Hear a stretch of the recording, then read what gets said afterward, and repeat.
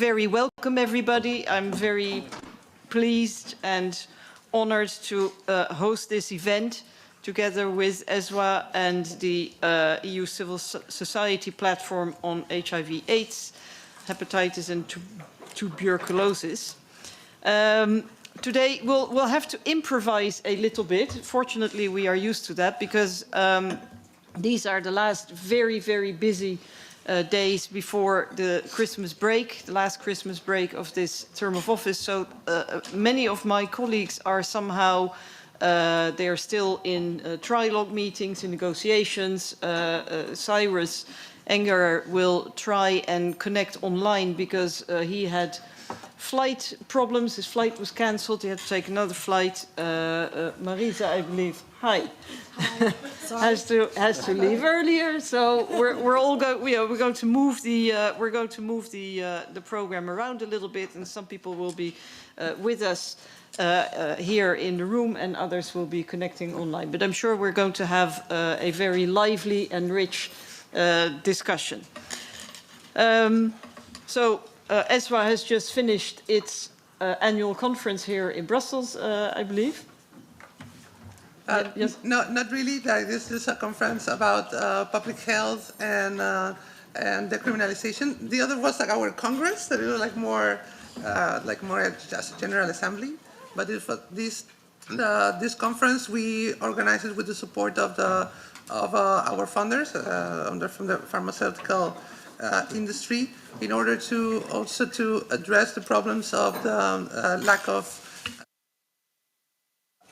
lack of access of sex workers due to the criminalization of our work. So it's every time that we have this kind of events where we can gather sex workers from all over Europe, we also like to occupy a little bit the building, you know, because in this building is there's basically decisions are taken that affect our lives, that affect our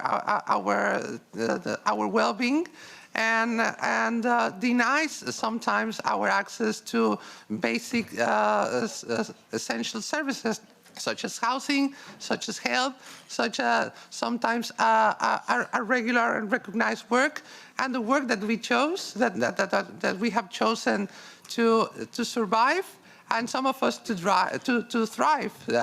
So many of us never thought that we could be here one day, coming from Latin America and doing sex for 17 years.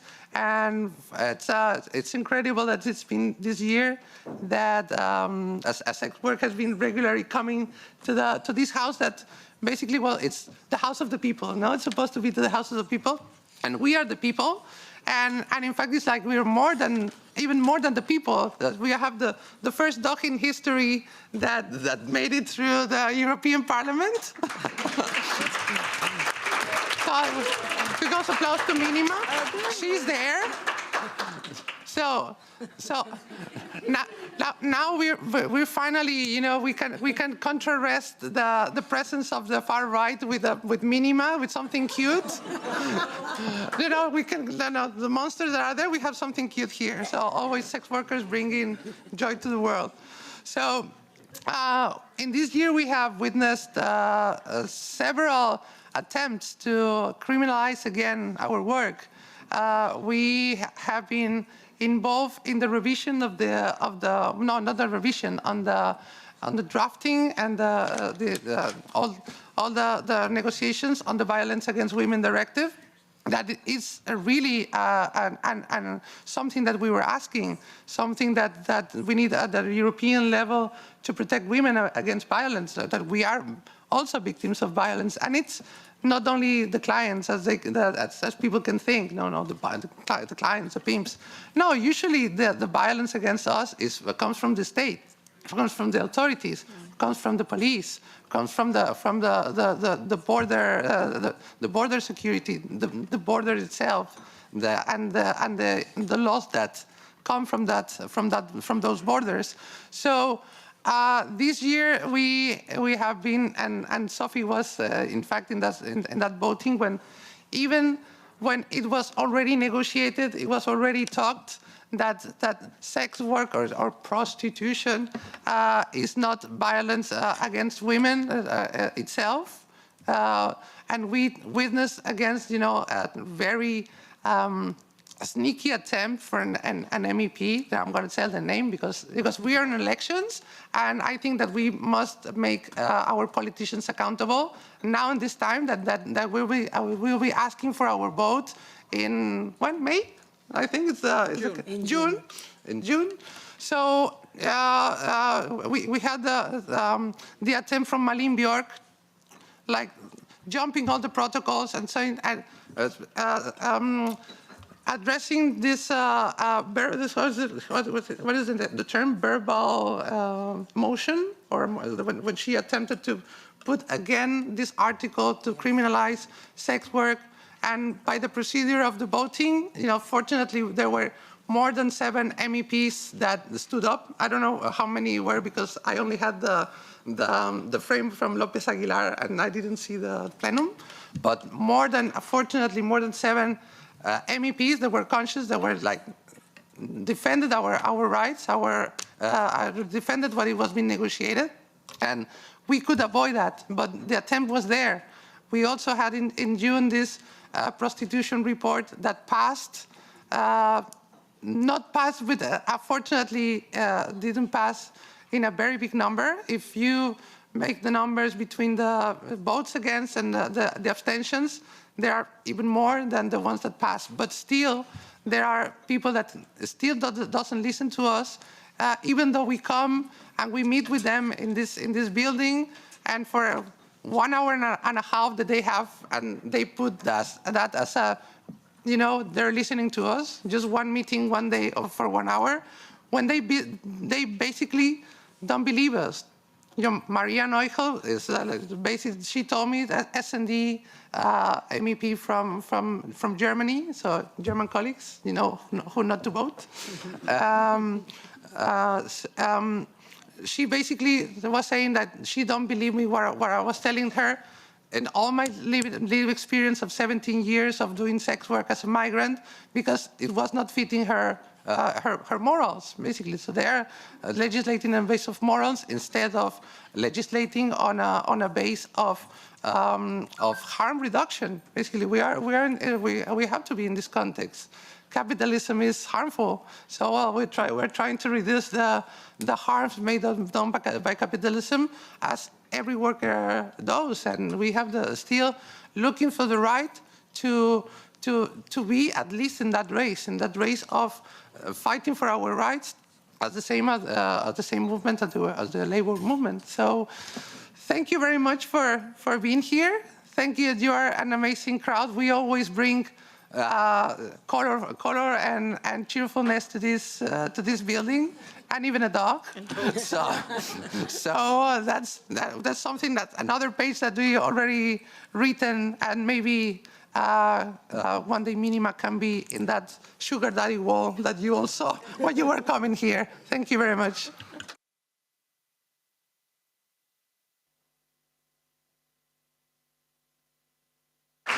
Okay.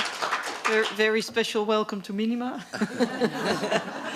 And indeed, we have seen some very unfortunate and sometimes ugly debates and votes in this House over the last months. But maybe in order to not go home completely depressed and discouraged, I think, and Marisa and I have been following this topic for many, many years. I mean, there is progress. Yes, the votes were a setback, definitely. But there is a lot of progress. I mean, let's say 10 years ago, this topic wasn't even being discussed. 5 years ago, there were a handful of people who were aware and standing up for it. Now we're already getting to the point where it's still a minority, but it's a very substantial minority. Is that satisfactory? No, it's not. But let's not be discouraged, because things are moving. And I think, we are not, and we are the ones that have to be asked. Usually when it's talking about sex work, the politicians will talk to the police only, and never consult us. We have the cases of Germany, Netherlands, France, Spain trying to legislating about sex work without ever consulting with us, without ever saying anything. Sometimes even in the name of feminism progress, when you see the reality that you're being violated by police, that you're being evicted from your houses because of your doing sex work, and your landlord doesn't want to be labeled as being because they're just a landlord. The fact is that rapes a sex worker and pushing us to violence to the streets. So we wanted this groundbreaking research because it's groundbreaking because it has been done almost entirely by sex workers. We designed the survey. We train our national peers to conduct the research. We also give them resources because of the delicate nature of the questions. We were also trying to give them some support, some mental health support that is also important.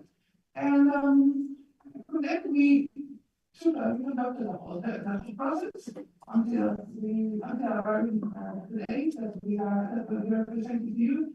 Thank you, Dziuban.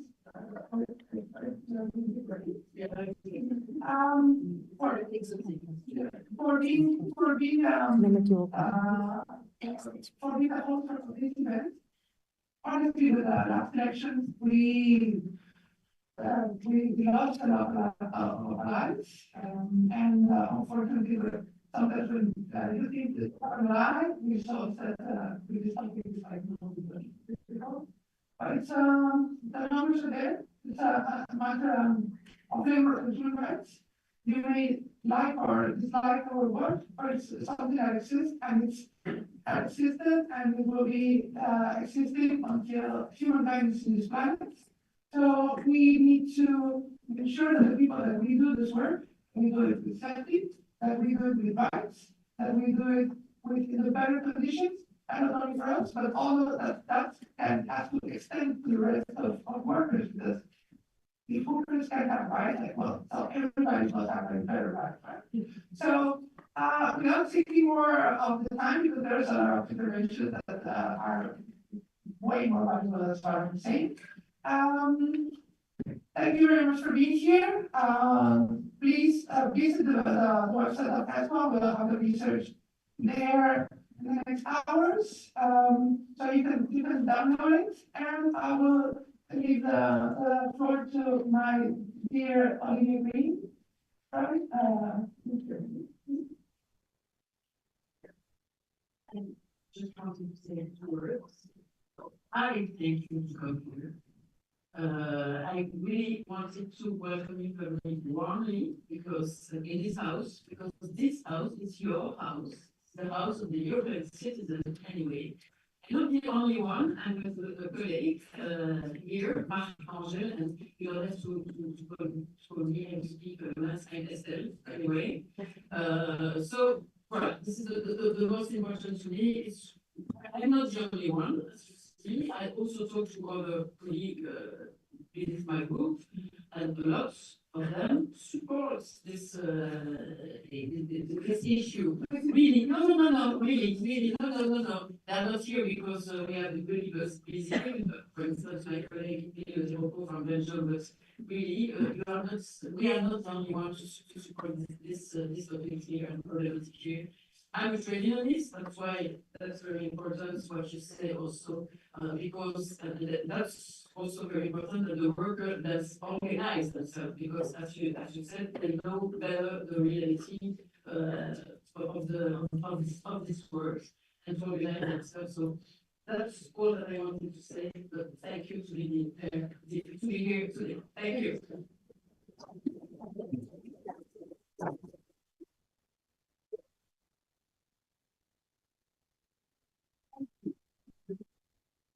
My name is Lydia Green. I'm a little bit nervous, so please excuse me if I'm stumbling over words. I'm very happy to welcome you to the launch of ESMA's wonderful report about exposed from all sides, the report of police violence and sex work. I want to thank the European Parliament for inviting us. And before we start, I want you to think what we just heard. This room is ours. Although in the next hours we are going to be together and talk about serious topics, I would like for all of us to be respectful with one another, but also speak your mind clearly and share what's on your heart and be honest, because you've got the opportunity here now, and I would love for all of us to use it and to seize it. Okay, now the formal things. Today we are hosted by the member of the European Parliament, Estelle Ceulemans. We're here with Sabrina Sanchez, and that's what the European Sex Worker Rights Alliance, and a lot of beautiful people here in the audience from our community, researchers, and activists.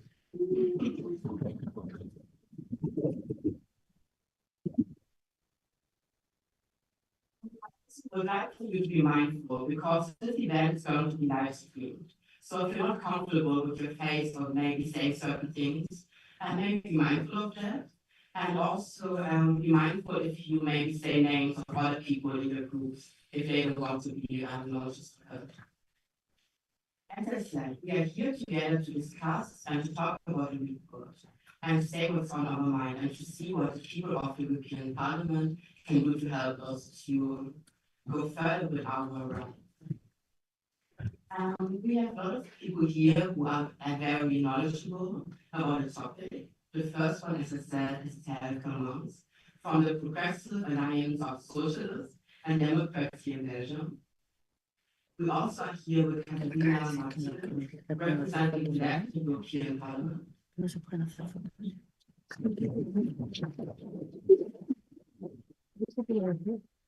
Sabrina Sanchez, Director of Export, European Export Academy.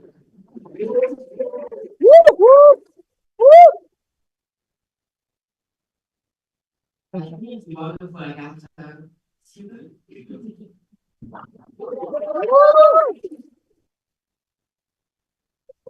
Research and co-author of the research. And last but definitely not least, the beautiful Chander, Director of Equinox, Racial Justice Initiative.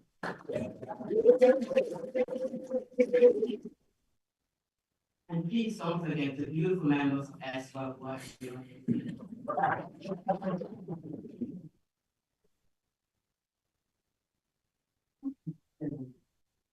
I will give the word to our MVP, Estelle Ceulemans.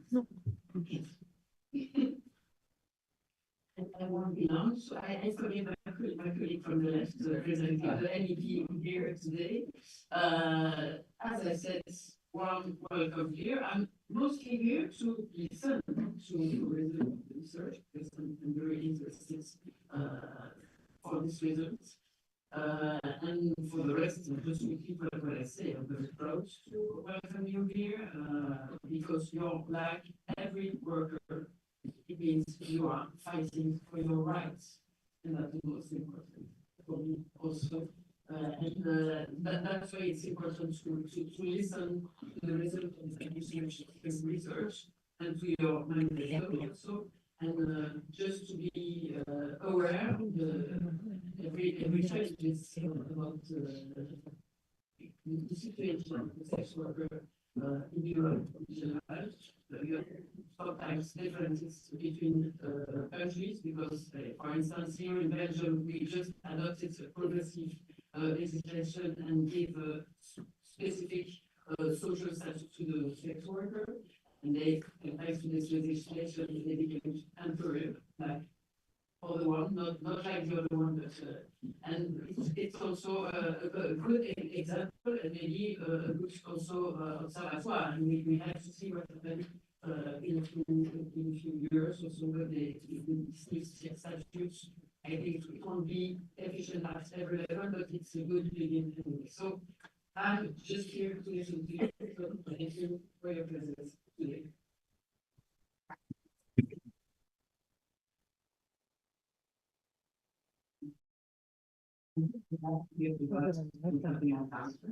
Was not only the left of Israel, but also many people from Cameroon who were to fight for the rights of migrants all over Europe and as well. Is it not working? Something is wrong with the sound, yeah. I didn't realize I had to speak up there. As you say, I think that currently we are living in a very complicated time. That's the results of what happened in this house in July, that the people themselves, Europe is getting patients again, like not that never stopped being, that they were like hidden. And at some point, cordon sanitaire, I don't know how to say in English, but el cordón sanitario in Spanish, it was lost. Sometimes that they appear that ideologies that led to people into concentration camps were kind of opinions, and from there and until now. So I think that personally, and as an organization, our red line is to speak with the right wing. We know what Chamberlain happened already. We know what happened. They have like the paper sign, and the other side then don't care about the signature or their word, because for them it's nothing. It's just a power for power, the power for the few. And I would like to invite all the progressive forces, the one that are called so-called progressives. And in fact, we need to have like a different definition, because sometimes if you, in certain topics, like for example, immigration, racism, sex work, if your speech is aligned to the right wing or the extreme right views, I don't know if you're so progressive. I think that you're more like an intersectional right. That you're like, well, equality for women and some of the topics, social topics, but the issues that are absolutely a breaking point, like sex work and feminism. If it's aligned to what the extreme right says, I think that you should be thinking about your convictions, to thinking about the if you're really progressive or who really you are with. And from there, start to creating alliances. I think that it's important. We have a lot of topics that we have to speak. We have in common, even if you're not completely agree with sex work. I mean, many of us will not agree of having to work to survive in the first place. So I think there's enough wealthiness in the world to be spread about. We never talk about, again, tax safe havens. That conversation has lost in 2008 and never came back. But the wealthiness is there. So we have to be agreed in this first of all, social and economic rights problems. And then they comes after it comes also the topic that we are addressing today, that is the policing. Basically, that we know police is the agent to take care of the private property. That's historically, and that's it's a historical line that we can trace. And how did the police or the police forces were created, and until the day. We're not going to the U.S. Example that they were used to capture enslaved people. So in Europe is different, but also has a purpose. We seen it. We see police forces evicting families with kids in Spain, and in order to save those buildings for the big funds. We see this repression against sex workers, repression against also trans and gender non-conforming individuals, and in many countries, even with democracies there, that where maybe you're not persecuted for being a leftist or a red, but you're persecuted for being a fag, for being a trans. So. We need to definitely change our approach to justice. We need to find another way of accountability. We saw that the penal system doesn't help. It's not working. It's like spending money from taxpayers. Another one's getting a lot of money, and other people forgotten in basically what it's. Killing camps. That is what prison is. So if you haven't been to prison, You haven't, you don't know what I'm talking. If you have been, you know what I'm talking about. And we need to change that system. And I think that this research can be a small piece. We want this to be a contribution from the sex worker collective, the sex worker movement, to show that the actual policing is just helping the 1% upscale, and it's not helping the communities. It's not addressing injustices. Crimes are still committed. Prison is not stopping anybody from committing any crime.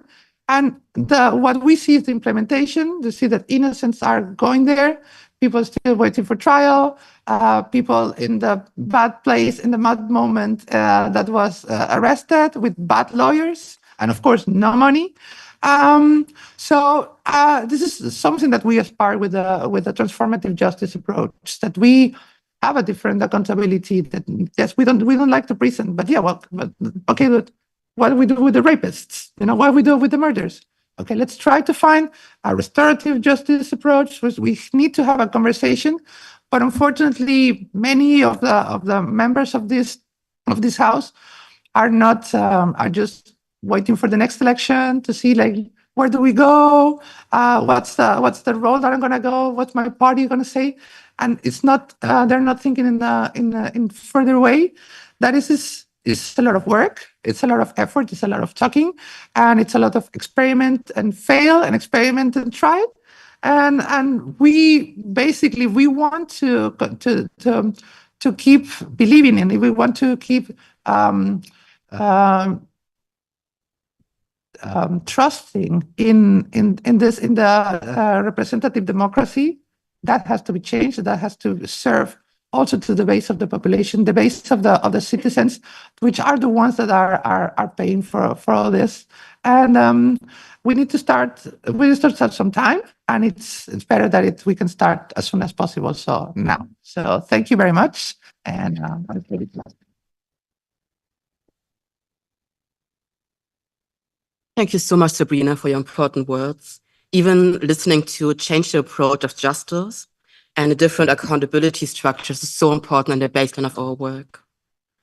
And before I give the word to our co-author, Agata, who was the co-author of the report on policing on sex workers, policing on sex workers' access to justice, and she's a member and representative of S1, the European Sex Worker Research Network. Thank you.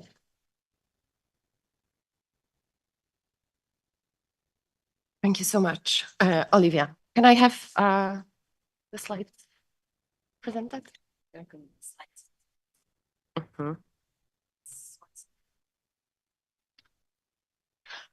So using this moment, I would like to thank everyone for being here, and I will try to, in the next 20 minutes, try to summarize some of the key results of the research reports that has 200 pages almost. And of course, from this position, I must already admit that I won't be able to tell you everything that's there, and I won't be able to address all the key issues that are brought up in this report. That's why I highly encourage you to read it. Okay, so I can start. I'm sorry, I don't have power over changing slides, so I will be in communication with Shebra. So you already know that the title of the research report, it's exposed from all sides, is a quote from one of the interviews from a sex worker from Greece who was telling the peer researcher how she's exposed to violence and violation of her rights from all sides, meaning from clients, the public, general public, the politicians, and the police. So in our research project that was conducted by ESWA, in cooperation with 13 sex worker-led and sex worker rights organizations across the European region, we looked into challenges and barriers that sex workers face in accessing justice. And we specifically focus on the impact of policing on how sex workers can access justice and their rights. Why focus on police? So we decided on this focus for several reasons. First of all, the police oftentimes is the very first point of contact for sex workers seeking justice after victimizations or when they are targeted as offenders. As a result, police officers are functioning as gatekeepers of justice for sex workers at this very first stage, which is critical, and their conduct or misconduct can greatly affect sex workers' ability to exercise their rights and access justice.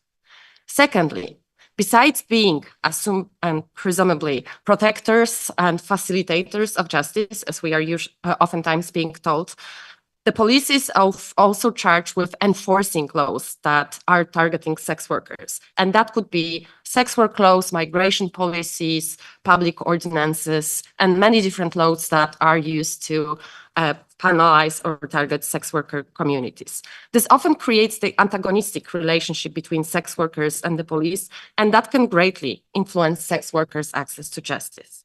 Thirdly, exploring the impact of policing on sex workers' access to justice is critical in the context of expanding police powers across the European region, but also expanding and increased criminalization of sex work that we can see in many countries. I mean, Belgium is an honorable example. We will see how it will work, but this is actually the very first country in Europe that decriminalized sex work, and we would like to applaud you for that.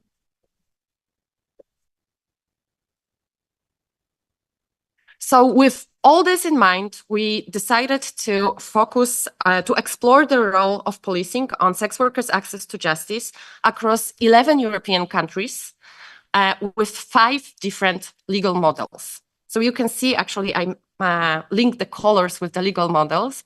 So we have in our research countries that we label with the model of criminalization, where sex workers are penalized and third parties are criminalized. This is North Macedonia and Armenia, marked in black on the map.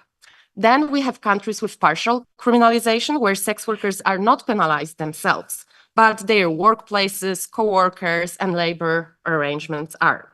That would be, for example, Spain, that would be UK, or Poland, where I'm personally based. Then there would be a Swedish model, the model that is being promoted across the European context that does not criminalize sex workers per se in theory, but criminalizes sex workers' labor relations, workplaces, co-workers, and sex workers' clients. And this would be Sweden, this is where the name of the model comes from, and also France since 2016. Then we have a regulation model, where sex work is not criminalized, but regulated and oftentimes very coercively controlled by the state. And we have several countries with regulation in our research. That would be the Netherlands, Switzerland, and Greece. And regulation across these different countries, of course, differs significantly. And also, we included Belgium in our research, where the criminalization was recently introduced. But since it was so recent, actually, I would say a week ago or so, we analyzed Belgium together with countries that have regulation. So this is quite important, and we are very proud of it. In our project, we follow the feminist participatory action research model. So a participatory action research is a research strategy that aims at bringing change, structural change that can benefit the most marginalized and disempowered communities, including sex workers. So it's oriented at better future for our communities. One of the key principles of feminist participatory action research is an intentional and meaningful involvement of communities in the research project.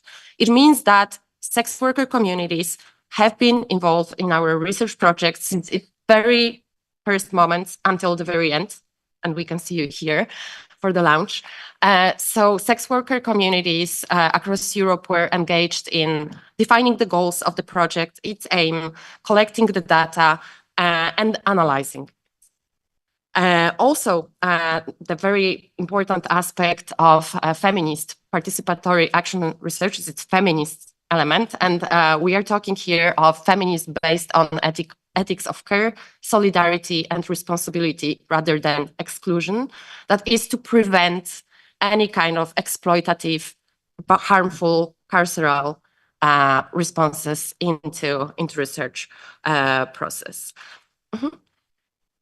So in the course of the project, peer researchers and researchers from 13 different organizations across 11 countries conducted in-depth to be involved in our research, participants had to meet several criteria. First of all, to be sex workers, current or former sex workers. We had actually 2 participants who retired from sex work recently.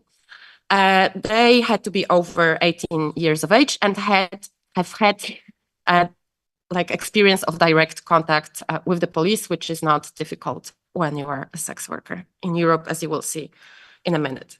Also, participants in each country were chosen to represent as much as possible the makeup of the local sex worker community in terms of work settings. So, for example, working in the open scene outdoors or working indoors. So you can see that 58.2% of our participants worked outdoors and 19.6% worked indoors, for example. They were also chosen to reflect the working arrangements, and you can see that 66.3% of sex workers participating in our research work independently, and 31.1% had some experience of working with third parties. There was very small group of sex workers that actually worked with third parties only, and that were 8 sex workers, which also reflects the impact of the criminalization of third parties and the fact that sex workers are oftentimes pushed into individualized work. They cannot work with third parties that they might have chosen for security reasons. So also we had quite a big group of migrants participating in our research, 33.2%, and 63.8% of our participants were cis women, 23% were trans women, 5%, so a small group, were cis men, and 6% were trans men, non-binary, and gender non-conforming participants. And and all the out of all the 203 interviews, 199 were selected for analysis. And during the course of analysis, we used both qualitative and quantitative methods. So quantitative for statistical insights and qualitative to do thematic analysis and to have more in-depth perspective of what's going on in the field. So now I will move to research findings, and I just wanted to warn you, please be prepared. There is a lot of content. I mean, most of the content is quite disturbing and painful and unpleasant. This is the reality of sex workers in Europe. We have to confront it, but I just wanted to warn you that this is not going to be a pleasurable experience. So first of all, we will focus on the character of policing that sex workers face in the European context. And our research findings reveal that regardless of the legal framework in which sex workers operate, so be it partial criminalization, Swedish model, regulation, or criminalization, sex workers across Europe are targeted with very intense policing and are subjected to very intense control and profiling by the police. So among research participants, 82.9%, so vast majority, interacted with police during patrolling or identity or residency checks. Residency checks and ID checks for migrant sex workers account for bordering practices where their ID documents are being checked, and they can lead to the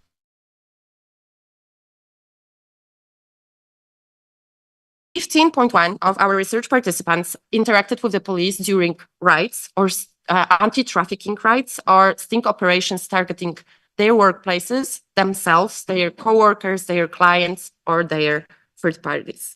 Many of those were very violent encounters with the police, with police storming sex work venues with weapons, etc. 60% of our participants had experience of being arrested, detained, or taken to police station as suspects based on sex work-related charges, also in contexts where sex workers are not penalized or criminalized in any way. This is quite important. Additionally, and this is one of the very important findings of this research, 39.2% of our participants came into contact with the police as clients. That included off-duty police purchasing sexual services, but also, and which is quite important, part of policing strategies. So 36 participants in all countries under study have been encountering police during police interventions that involve police officers posing as clients to extract information, to incriminate sex workers, or to punish them in any way. This accounts for entrapment and deception and is in violation of human rights. Also, 69.1% of participants that took part in our research came into contact with police officers as victims of crime, but we will look into their experiences later on. So one of the key issues that I would like to stress here is that not only sex workers are over-policed, but also they are being policed in very repressive manner. Rather than enhancing sex workers' safety, well-being, and access to rights, law enforcement strategies that are being used across all legal models under study focus on surveillance, control, and punishment. Sex workers are routinely subjected to fines, detentions, arrests, administrative or criminal charges for their work and efforts to protect themselves. I won't read the quotes, but I encourage you to read them. And I can already tell you that similarly to Estelle from the UK, 7 sex workers in the partial criminalization context, specifically the UK, vast majority in the UK, have been targeted with criminal charges for the sole fact of working together for safety. So measures that were adopted by sex workers to be safe from any form of violence was used to target them for criminal charges. Also, similarly to Patricia, that is being mentioned by Estelle, 9 of participants of our research have been deported following police interventions. So anti-trafficking rights or routine checkups, presumably oriented at sex workers' safety. Moreover, I know this slide is packed, but I was trying to say it all kind of in one. Beyond that, sex workers in Europe are exposed to various forms of police oppression, repression, abuse of power, and corruption, actually. So confiscation of assets and theft was experienced by 23.9% of participants, particularly in partial criminalization context. Confiscation of condoms occurred was experienced by 14.1% of participants. And we are talking about police coming to sex workers' venues or patrolling sex work spaces and taking away sex workers' condoms, which are the basic safety tool. We also had cases too from North Macedonia where sex workers were arrested for carrying condoms or were charged. Condoms were used as evidence of engagement in sex work to charge sex workers. We've had numerous cases of extortion of money. So police basically violating laws that criminalize profiting from someone's sex work. That happened, for example, in Spain. We had a case of bribes in Belgium, in Macedonia, in Armenia, for example, 6 countries. We also had many cases of arbitrary enforcement of the law or excessive use of force, as I've mentioned before, particularly during sting operations, for example, anti-trafficking, rescue operations targeting sex work venues. 20 participants in our sample experienced outing and doxing by the police, including leaking personal data to the press or addresses of sex workers' venues to the press. In Sweden, we had cases when the police actually passed sex workers' personal data to clients that are presumably penalized. So clients are revenged on sex workers for the fact that they've been penalized by the police. It's also important that the police oftentimes use threats of punishment, arrest, deportation, eviction, or deprivation of custody over children to force compliance from sex workers or extort confessions from them, for example, to give out the names of third parties. We also documented 13 cases, and I repeat, 13 cases of police involvement in organized crime, including trafficking or drug smuggling. Our data also shows that multiply marginalized sex workers, such as migrants, trans sex workers, queer individuals, those who work outdoors, and those who are drugs are particularly vulnerable to police abuses. This research also documents this widespread and systemic character of violence perpetrated against sex workers. So as you can see at the slide, 28.2% of our participants experienced physical violence from the police. It's more than 1/4. 26.6% experienced sexual violence by the police. Trigger warning, we documented 20 rapes and 4 group rapes committed by the police on sex workers across Europe. 42.1% of sex workers experienced threats, coercion, or blackmail by the police, and almost 69% experienced emotional abuse. It's important to note that the highest rates of emotional abuse, harassment, threat, blackmail, and coercion were reported in the Swedish model context. Sex workers working under criminalization and partial criminalization, trans women, and those working outdoors were particularly vulnerable to physical and sexualized violence. I wanted to mention, because I guess it's worth to make positive notes as well, Switzerland was the only country where sex workers have not reported experiencing sexualized violence.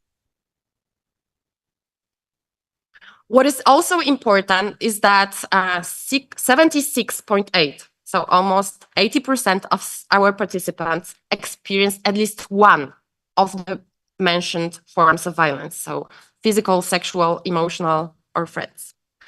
And 68.5% among those participants had experienced multiple forms of violence. And I will give you a second to read the words.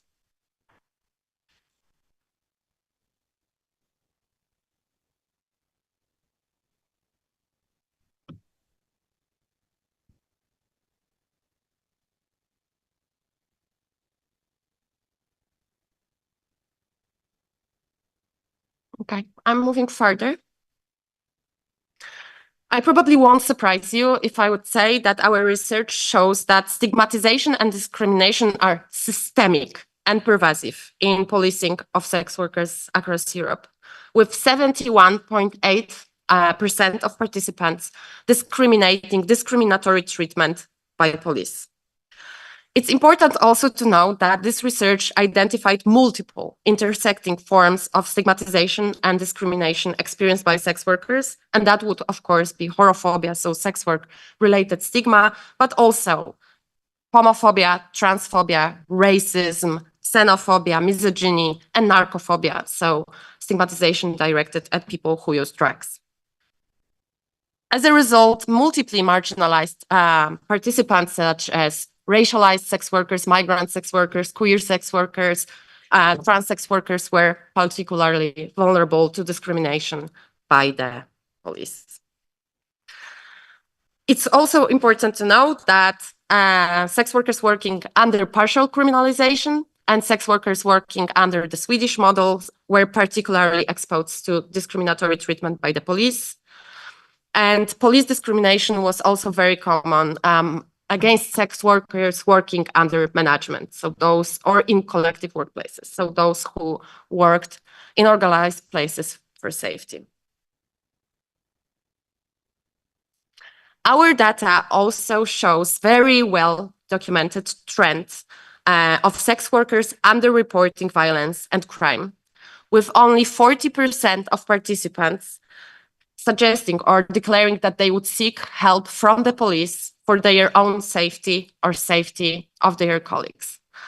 I would like to note as well that actually in the Swedish model context, so in Sweden, in France, only 17.9% of participants were ready to call the police for help and report when they were hurt.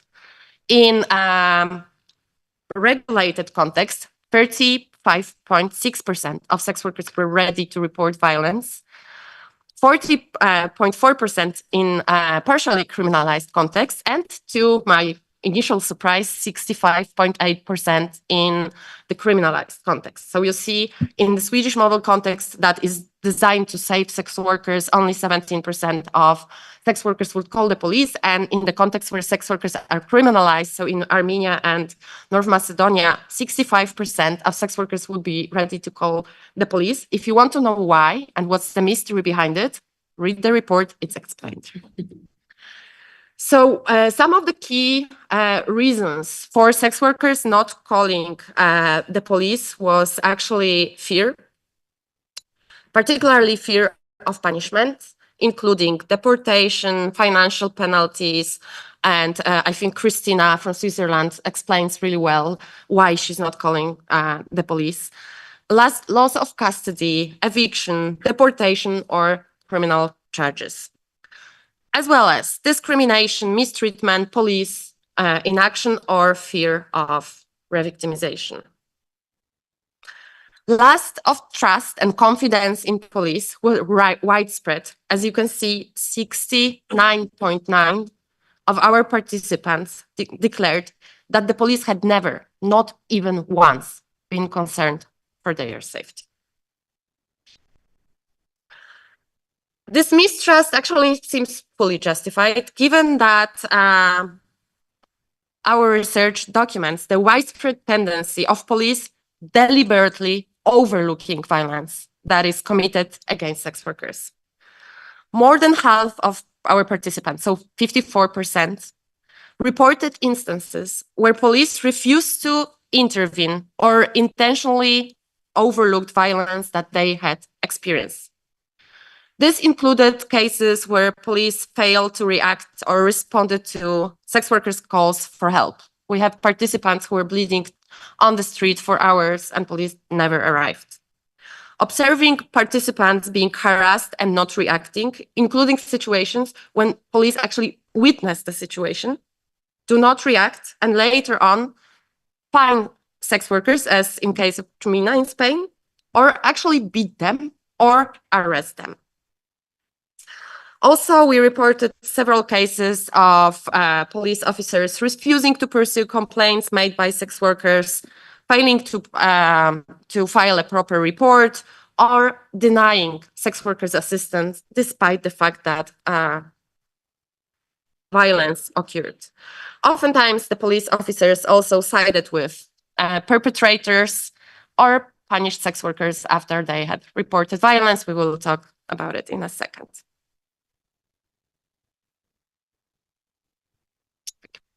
As we have already shown, as I already told you several slides ago, 69.1% of our participants came into contact with the police in context of their victimization.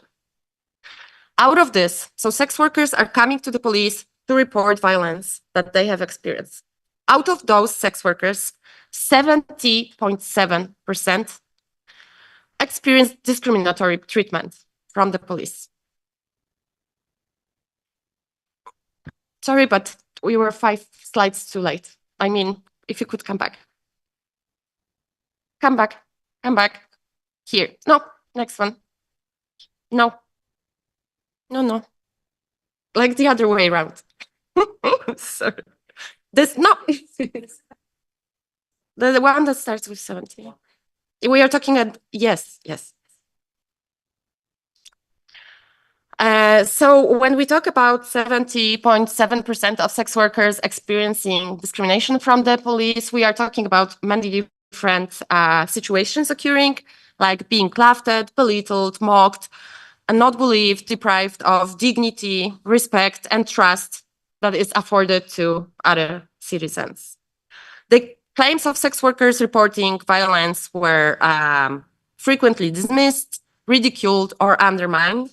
Police have oftentimes normalized violence against sex workers as inherent part of their work, implying that they are responsible for the violence they have endured, calling it occupational risk or side effect of the job, collateral damage. I guess that many of you have experienced that yourself. The victim blaming in the case of sexual violence was drastically prevalent and shocking. Just want to stress that. So our participants have also been subjected to harassment and violence, including sexual violence, including, as in the case of Camila, explicit attempts to procure sexual services when they were reporting violence. So this participant from Poland is talking about the situation when she came to report violence and the police officers asked her, how much for an hour doll? Right? I guess you can all feel how inappropriate that is.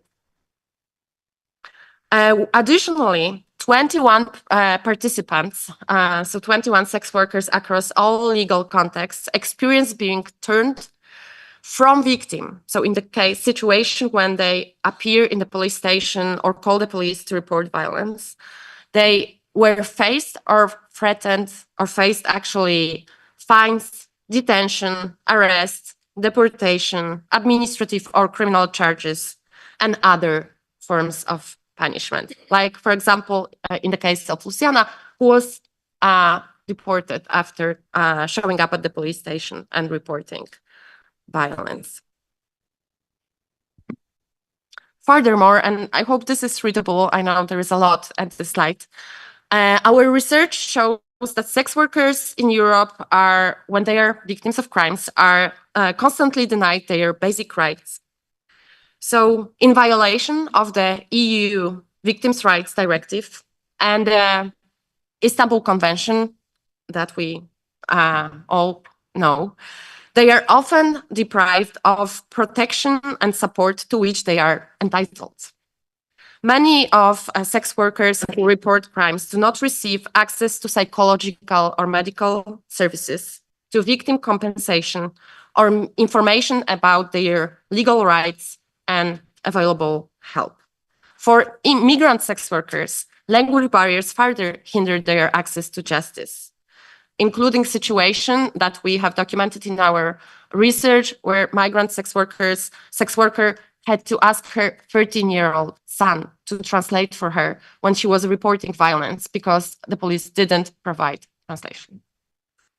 So these rights violation occur across all legal settings with no exceptions and represent serious miscarriage of justice and violation of human rights that sex workers have. So I will be wrapping up now with some key conclusions. If you want to learn more about violations of sex workers' rights when they are detained, arrested, and taken to police station, I encourage you to read the report. And I will now try to show the key conclusions from our report and recommendations that we came up with. So first of all, and I already said it, but I think it couldn't be understated. So our research shows that sex workers in Europe, across all legal settings, without exception, are subjected to repressive over-policing and profiling. Rather than improving sex workers' safety, protection, and access to rights, as they are supposed to, in theory, law enforcement strategies target sex workers for surveillance and punishment, creating very dangerous, harmful, and killing environments for sex workers. Our findings also reveal that sex worker communities across Europe, the police for sex worker communities across Europe, the police are not protectors or facilitators of justice, but actually perpetrators of justice on a huge scale. Perpetrators of violence, harassment, and rights abuses. Also, stigma and discrimination against sex workers, and in particularly those multiply marginalized sex workers, are very firmly embedded in the very structures of policing. It's not like a bad apple situation. It's a structural issue. So our key finding and our key message to all of you gathered here, especially the policymakers, is that abusive and punishment-oriented policing and policing in general constitutes a key barrier to sex workers' access to justice in Europe. So police are the barrier to justice. They are the gatekeepers that take away sex workers' rights. The abusive and punitive policing, accompanied by oftentimes racial profiling, police discrimination, and violence, is a direct manifestation of sex work criminalization and discriminatory and harmful sex work policies that are implemented across Europe, maybe with an exception of Belgium. We'll see. And it's important because it means that the policymakers, the states, actually fail sex workers. Sex workers are being failed and abandoned and exempt from the state's duty to care, which is unacceptable. And to end on a positive note, we were talking about hope today a lot. We would like to propose a response to harms of policing experienced by sex workers in Europe. So we are here today, as you probably already know, to advocate for transformative justice approach for sex workers and to sex work. And transformative justice approach is a vision and a political project that offers an alternative to policing and the criminal justice systems and the harms they produce in responding to violence and abuse. It aims at addressing the underlying conditions of harm and injustice and violence, for example, inequalities, exclusionary capitalist structure, lack of labor rights, etc., without relying on state structures that focus on implementation on criminal law, police, and prisons. Because those solutions are oftentimes the ones that harm the most vulnerable and marginalized communities. So in our reading and our understanding, and you can read more about it in the report itself, and I, of course, encourage you to do so, transformative justice for sex workers consists of three separate but actually closely intertwined elements. First of all, decriminalization. So for sex workers to be safe and free of violence, sex work has to be decriminalized, and all the laws that are harmful and discriminatory should be repealed, including migration policies that criminalize sex workers, criminalization of drug use, criminalization of poverty, or criminalization of HIV. So we have to repeal those laws, not follow carceral solutions and punishment-oriented solutions that rely on criminal law, such as the Swedish model, because they want, and we can see that from this research, they don't protect sex workers from violence. They fuel violence, also from the police. The transformative justice approach that we are advocating for also necessitates addressing the abuse of police power and, to mention the word that appeared here already, the lack of police accountability, because police is not accountable for the crimes and the violence they commit against sex workers. So this research highlights the violent, corrupt, and discriminatory nature of policing per se. And I will repeat it again, it's not about bad apples, it's about the system. And it shows that police violence and power abuses are a structural problem that requires structural intervention. And the structural intervention that we are asking for is the reduction of police powers and the decrease of size, scope, and the influence of policing on our everyday lives and our societies and social relations. And finally, the transformative justice approach to securing sex workers' access to justice requires relocating funding from policing. So we actually encourage the states to divest from the police and to invest in non-carceral, community-led, and social justice-oriented services. So embedded in the lived realities of sex workers and their communities, sex worker-led organizations are key in shaping policies and supporting communities, sex worker communities. They also play a crucial role in improving sex workers' access to justice. So sex workers' access to justice cannot be improved without the involvement of sex worker-led communities. And can I have another slide? So I will leave you with these 3 quotes that reiterate what I just said. And I would like to thank you for having me here. And I will, of course, encourage you to read the whole report and learn more about the lived realities of sex workers. And please, just one last sentence, please bear in mind that for most of our participants and sex workers in general, being around the police is not source of safety. It's actually source of unsafety and injustice. And in sex workers' demands for safety are actually demands for less policing, not the more policing. And for sex workers, collective sympathy.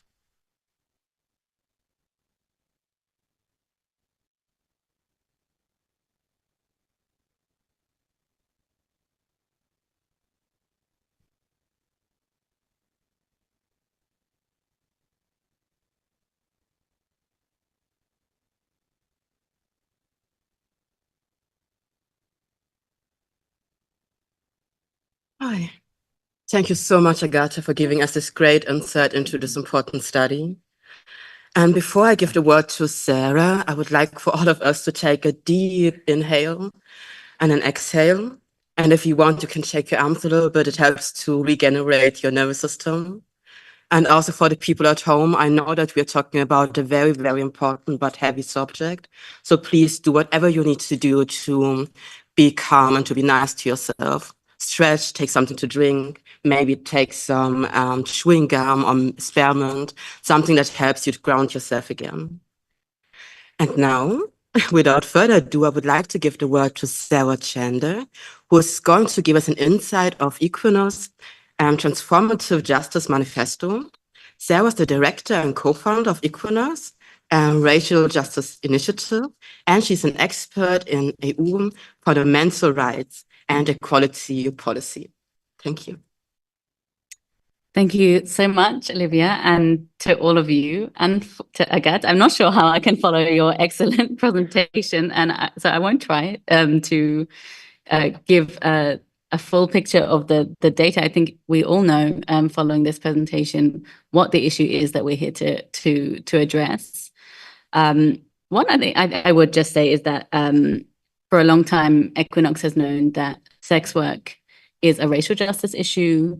Decriminalization is a racial justice issue, as well as a gender justice issue, as well as a policing issue. And I think what I will try to speak to today is how important it is that we interconnect our movements to build toward this vision for change that we have. So as Olivia said, Equinox is a queer, feminist, racial justice organization with a vision of a world where our societies and our economies are oriented around care and protection, as opposed to policing, punishment, control, and surveillance, which is what I think we've heard is the current reality, unfortunately, today. Back in 2021, Equinox released a report that asked a question, and that question was, who protects us from the police? I think, unfortunately, that's a question we're still asking today. But what that reality of this report described, which was for racialized people in Europe, there is this reality of more and more policing, racial profiling, and unfortunately, countless examples of violence at the hands of the police that we unfortunately still don't have accountability for and justice for today. That, unfortunately, is an experience that completely intersects with the experience of sex workers, as Agata has mentioned to us. But it also tells us another thing. This is not a new phenomenon.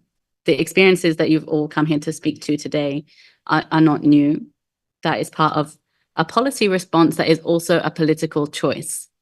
Criminalization is a political choice. It is not, as we've heard, about a few bad apples. It is not even about a few poor policing practices. This criminalization is a political choice about what laws are on the books, about what new laws are on the books to criminalize new conduct that was not criminal before, and also how we allocate the resources that taxpayers pay. So across Europe, we are seeing an increase in funding to securitization, criminalization, and militarization here and across the world.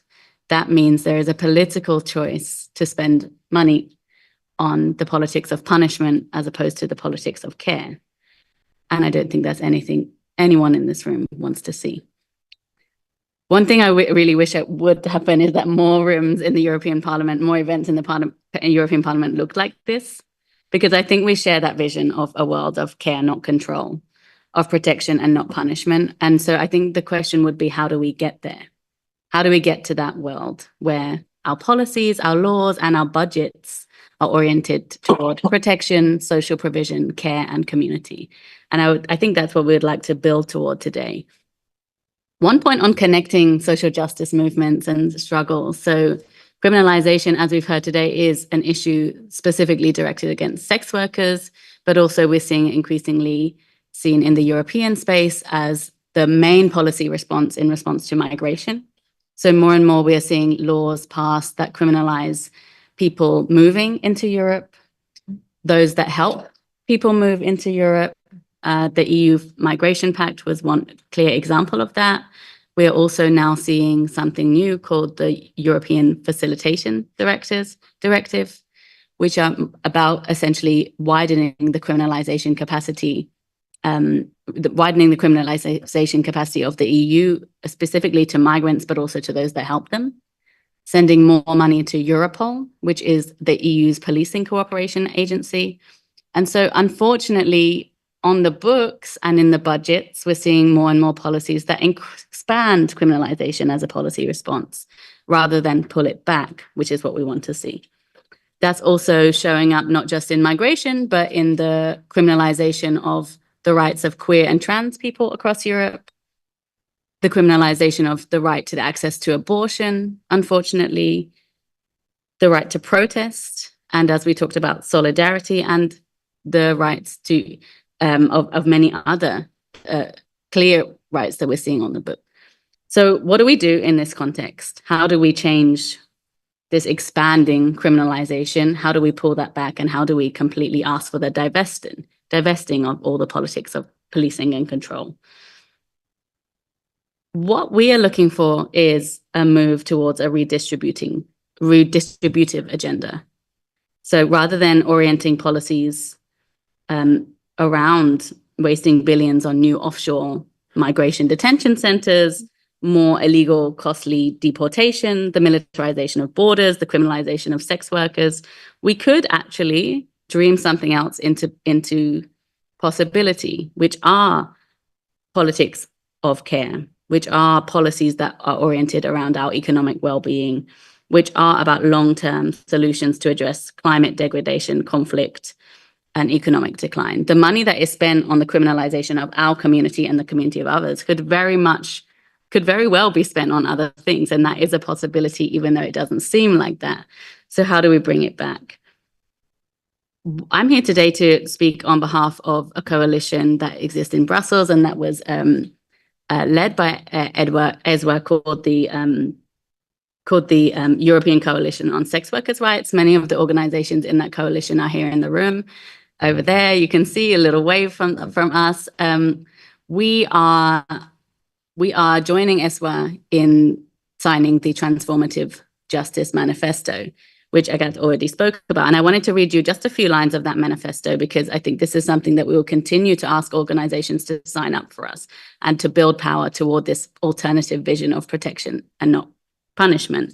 I'll just read you a little bit from that. The Transformative Justice Manifesto says, we demand the end of criminalization of racialized, migrant, sex worker, and LGBTIQ+ communities who are increasingly surveilled, profiled, and policed. Instead, principles of care, social justice, and community-led support should be prioritized. We call on the European Union to open a dialogue about the role of policing and criminal justice and shift towards a model of transformative justice that seeks to, number one, repair harm, 2, address the underlying conditions and root causes that perpetuate harm and injustice. And 3, reorient further funding from policing to investment in social means and community-based solutions. The manifesto says many more things than that, but I think this is something that we can all rally around. And when we ask the question of how do we work towards this society of care, not control, and of protection, not of punishment, I think the main thing that we need to do is build power across communities. We need to recognize that criminalization is an issue that impacts sex workers, racial justice organization, migration, and many more social issues, but also fundamentally know that it is not sustainable. Criminalization is not a sustainable policy choice. It's a political choice that favors death and inhumanity over care and solidarity, and that will not last forever. So I'll end with that and just to say thank you for you all. Thank you for coming to this room. Thank you for committing to that alternative vision of the world. I know it's not easy when the direction seems to be going in the other way, but I do think through connection, through solidarity, and through the connection between our struggles, we can reach that goal. So thank you so much.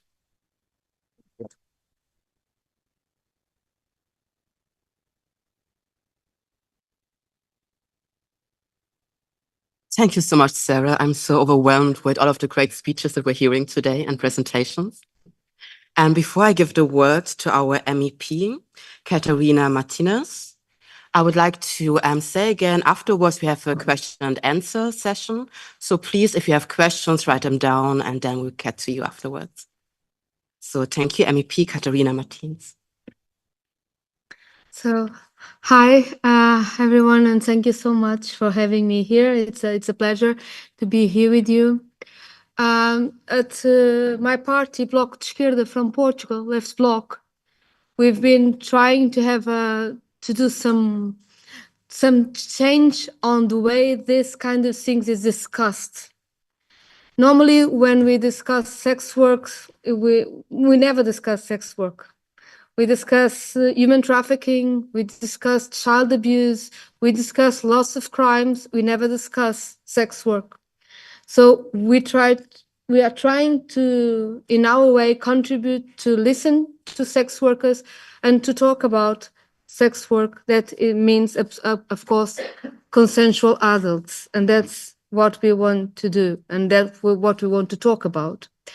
In 2020, my delegation, my predecessor, Marisa Matias, she made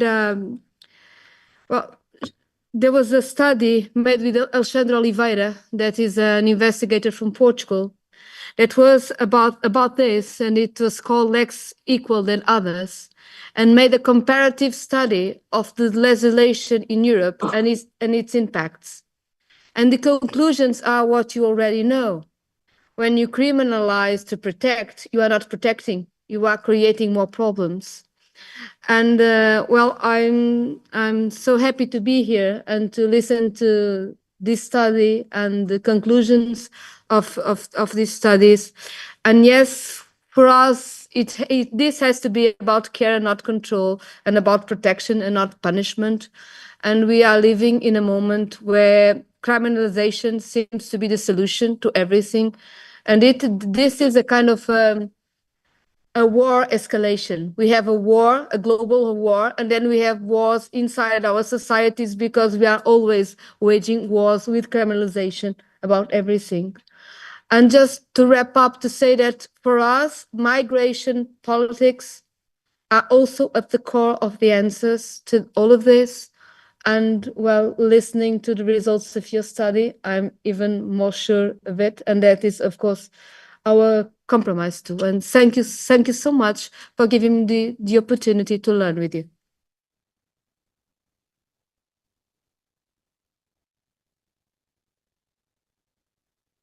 Merci beaucoup.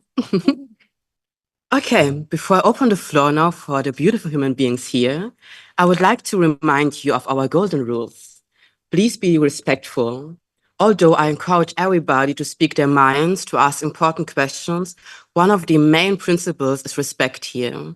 Don't be sexist, don't say anything racist, don't say anything queerphobic. Speak to other people how you would like to be spoken to, like this golden rule. So without further ado, don't be shy. Hi, who's got the first question? And you've got wonderful mics in front of you. So please, if I point to you, just push the button. We've got a first question already. Hello, can you hear me? See. Lovely. So, as one of those involved in the research from the very beginning, the requirement, I have to note, to produce research and data to validate the need for tackling police violence and its prevalence in our communities is in itself a form of systemic violence. It perpetuates harm by placing the burden on our communities to prove the suffering within systems that more often than not discredit and dismiss our lived experiences. This practice is, in my view, a deliberate strategy employed by powerful conservative regimes to maintain the status quo, weaponizing bureaucratic barriers to delay justice and deny accountability. These, of course, undermine the urgency of reform. Now that we do have the numbers to prove the existing reality, why will actually taxpayer money continue to be disproportionately funneled into reinforcing police powers rather than supporting community-based initiatives and interventions? Given the research findings presented to us today, it is, I think, only logical to observe that this misallocation aims at prioritizing punitive systems over preventive solutions, perpetuating cycles of oppression. We need a fundamental shift in our approach to justice, one that will definitely emphasize care. So I'm wondering, how can members and representatives of large institutions like the European Union commit to protecting us without delaying and finding further excuses for delaying, such protection? Thank you.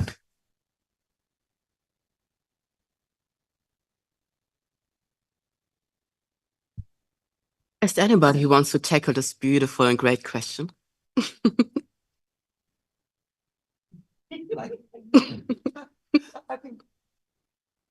I think that yes, first of all, signing the manifesto, that is one of the things. And just don't be afraid of trying different things. I think that in the policies of sex work, or in general, but the ones in sex work, we see constantly, the same policies. I was 2 months ago, in October, and this meeting with the European Union Drug Agency, and also at the question of drugs, and trying to formulating the same things that we don't know, that we know they're not working, and that the same policies that in countries like in my country of origin, Mexico, we are putting to death, like thousands, because people don't want just to take drugs instead of educating on how does it work and how it goes, because people are going to do it anyway, as people are going to sell sex anyway, because it's more about this issue is more about our need to sell sex to survive, to the housing, to the living conditions, than the demand. That it's about that. It seems that some carceral feminists, I'm not going to call them abolitionists. I denied myself. So the carceral feminists are more aware and more worried about the access and the demand, and they have not resolved the issues and the questions that makes us sell sex in the first place. So starting with that, starting also putting money and when it should be housing, starting with it,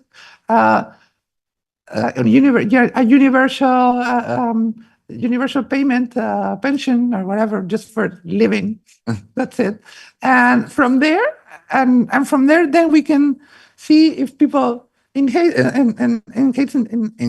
in sex work or not. So we have the possibility of choosing. But unfortunately, the solutions, the economical solutions that make us sell sex are not there. And always the solution is to reprise and give and buy more toys to the cops. Thank you. Does anybody want to add something to that? Just to add 2 words. So I entirely agree with Sabrina that relocating services from militarized police powers and carceral strategies and systems towards the welfare state, towards the universal basic income, towards support services, because we actually see that a lot of issues, for example, sex work that should be addressed through labor rights are being addressed through criminal law. Migration that should be addressed through access to rights is also, again, addressed through criminalization. We see that issues like drug use, which are public health issues and should be addressed through public health and harm reduction policies, are addressed from criminalization.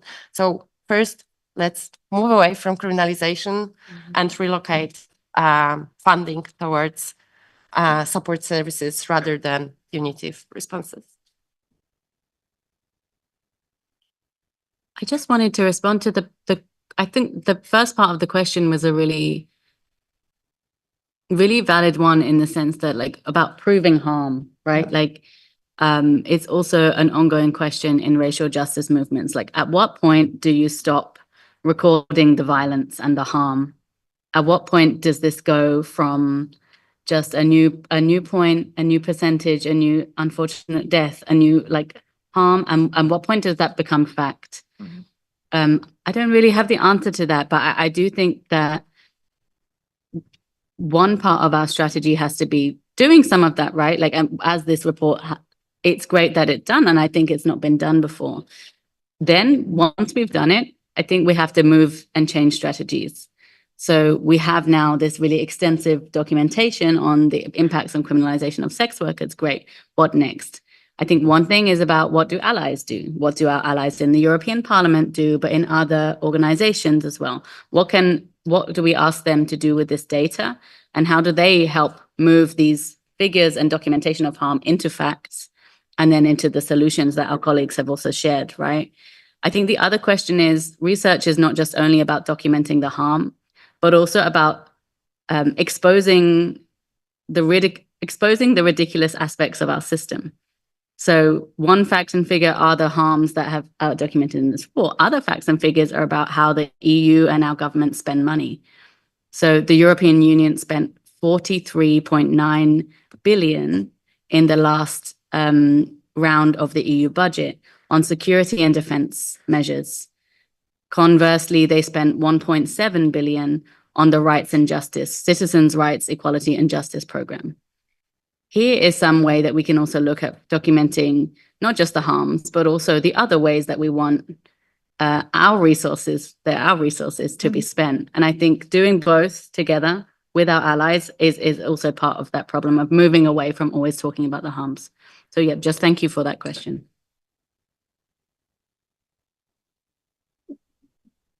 Just one or two reflection and a link with your question. First of all, I have to apologize for my English, because I'm just new in this parliament. So I'm really springing from Dutch and French to English, and it's sometimes a little bit difficult to find my words. So I will try to say the best in my best English. As you said, there is nothing new. Nothing new. We are just looking at television, and this is the case that you present today, and it's stay hopeful. But it's nothing new, because we see it that every time in books, television, and now, as you said, that's very important. It's facts and figures, as you said. So this is the beginning of every political measure. It should be anyway. It's fact and figure. So it's very important. It's said that you have to pay by yourself and that you didn't receive money from the European Commission or other European institution, but it exists. There is no excuse, there is no reasons. This is what you say, not to move. But we are also maybe in a very bad moment in the politics, because we are at a moment that people speak more and more about security. There is problem of security in the streets. There's more and more, and what the answer? More police in the streets. That's what we hear everywhere, and not only from the far right, also for the right, and sometimes from other. And instead of investment in social policies for social cohesion, this is the only solution. They prefer to spend money in repression in general. So just exactly what you said. And we are here, but if we are here today, we are not suspected not to have another vision of our society and to want a more social and more a society with more cohesion and social cohesion instead of repression. About the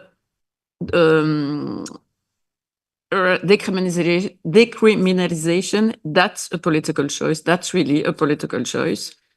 Belgium did this choice. We will see the results anyway. It's a few weeks ago. It's not, but I have also to insist that the Belgian decriminalization model is also based on collective bargaining. So it was also a decision, and with the support of the social partners in Belgium. So I think it's also very important, because it means that sex workers are really seen as workers by the social partners, and that's I think also very important. But it won't bring solution to every problem, because one of the problem is police violence, and it exists even in our country against migrants, because we know that a lot of police agents are racist against activists, even the trade unionists. So this is also a huge problem, not even against people like the sex worker or the migrant, people who are living under the radar a little bit, but it's a huge problem. But to fight police violence is also a political choice. And I know something, because before I came here in the parliament, I was member of the Federal Belgian Council for the Human Rights. So it's an obligation in every European country, I think, to have that kind of council. And those councils have to watch about the respect of human rights in every country. So maybe it's very useful to use this research and the result of this research, and to bring this in every council through Europe. One of the first things that I will do is to send it to my ex-colleague for the Belgian Council, because this is very important, because they are working about police violence, for instance. It's not very easy, because normally you have also the control of the policies. I don't know, I don't remember the name of in Belgium, but not very independent of the police. So it's sometimes very, very touchy, but normally there is control system of the police in general, and surely to fight against the violence. I just want to also to say two things when I was listening to the presentation today. If it's possible to change and to have no protection and instead of violence with the police system, I was just thinking about feminicide. You know feminicide? Yes. 20 years ago, feminicide, a word that doesn't exist. 20 years ago, it was, I was looking in my best English, crime of passion with mitigating circumstances. So it was the way of seeing feminicide. Now it's the contrary. Same thing with the rape.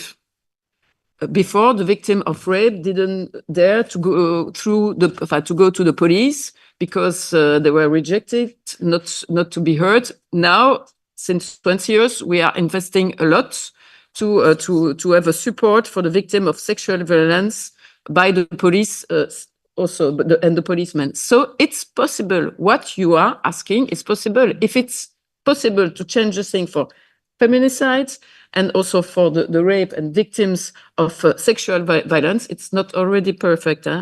But the politic can change also the way of working, and also the politic have to do that, and surely with the sex worker also.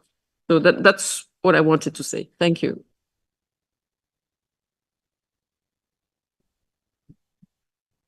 Thank you so much. You said so many important things right now.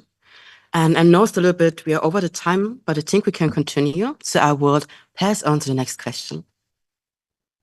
Okay. Hello, everyone. I'm Thierry. I'm a sex worker from France. I wanted to introduce you to Melissa Camara, who's a French MEP from the Green Party. Unfortunately, she had to go, but maybe you will be able to connect with her because you're all newly elected, and I think it's good that our supporters link with each other. I just wanted to react also to what the other MEPs said about talking about consensual sex work between adults as opposed to human trafficking and forced labor, and as another way to talk about it from the prohibitionist perspective. But I think actually we as sex workers, we also have experienced different forms of exploitation, including also sometimes forced labor and human trafficking. And actually, we are very ready to talk about it also from a rights-based perspective. And that would be even the more efficient. And I think the best solution actually come from the sex worker movement, even if we want to tackle and address these issues. Because I think the trap is often that we are badly represented as the independent sex workers who are very different from the real victims, who are the silent majorities, who can't talk for themselves, and then these people will talk on behalf of the victims who can't. When actually, we have also had the bad experiences in the sex industry, and our analysis is probably the best way to resolve these problems. Because the way they talk about human trafficking is always in conflation to sex work. And it's with, I think, the wrong analysis to say it's the demand for sex that is the cause of human trafficking, when we know from our experiences that it is a context of sex work being criminalized, where you don't have social protection and rights as a worker, but also when migration is criminalized and you are undocumented. And it's the mix between these both forms of criminalization that are heavily spread in Europe, that are the worst contexts for trafficking to occur in the sex industry. And when you have the right analysis and perspective, then you have the right solutions to fight these problems. Because criminalizing clients in France, it has happened for 8 years now. And the results in terms of trafficking are worse. There's more exploitation because it's more difficult to access justice and protection in an underground and criminalized context. So, and the demand, like the criminalization of clients, makes things worse because sometimes you had clients who could help the victims of trafficking, who like the bargaining power, the loss of the bargaining power, it makes it more difficult to impose your condition. You are more exposed to exploitation when you have to hide from the police, not to lose the clients, or when you have to ask third parties to answer the phone for you or write the adverts for you because you can no longer talk directly to the clients on the street because they're afraid to be arrested. So we know from experience But what they are pushing for is actually worse if you want to fight against exploitation, trafficking, all that. So like we have to avoid this trap of pretending like there are happy hookers from one side and the victims of it's a fake dichotomy. And it's really unhelpful in the debate. And I think it's how we lose the debate also because it's misled. It's a misconstruction of it's a wrong representation of the problem.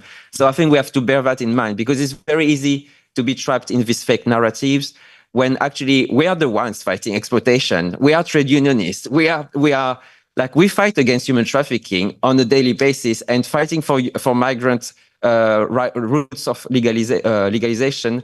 And it makes me think also about Belgium because yesterday we were talking about the decriminalization law and labor rights, but the fact that there are restrictions in terms of legal routes of regularization for workers who are needed in economic sectors that are specified in the law. It excludes sex workers. So the good things about decriminalization that would make it legal to have routes of regularization through labor, it won't apply to sex workers. So it's really a shame that this opportunity is missed in Belgium. And we have to bear in mind also these all things in context. So thank you for.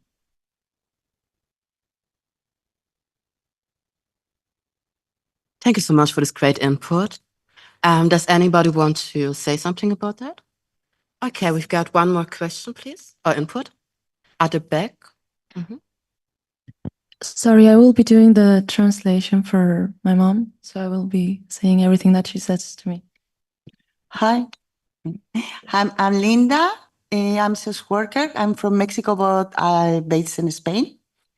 And for me, it was strange to hear another lady, I don't remember her name, about talk about child abuse, no?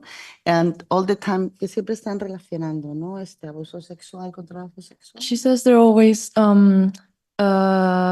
linking child abuse to Con abuso sexual infantil.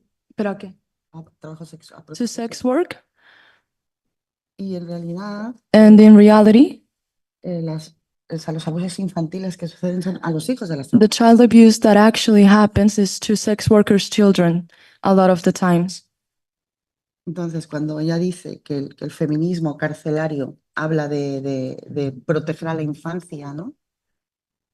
So when she talks about that feminism trying to protect children, lo que pues tendríamos que hablar de proteger a los hijos de las trabajadoras sexuales de la violencia que sufren. Maybe we should talk about trying to protect sex workers' children and the violence that they suffer because of stigma.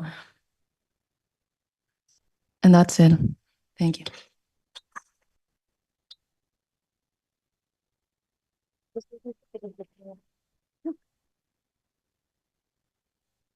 Thank you so much. It was very, very important to also listen to this. Unfortunately, Catarina Martins had to leave us because, yeah, she's a very busy woman, as we all are. And also regarding time, we've got also another input. Please.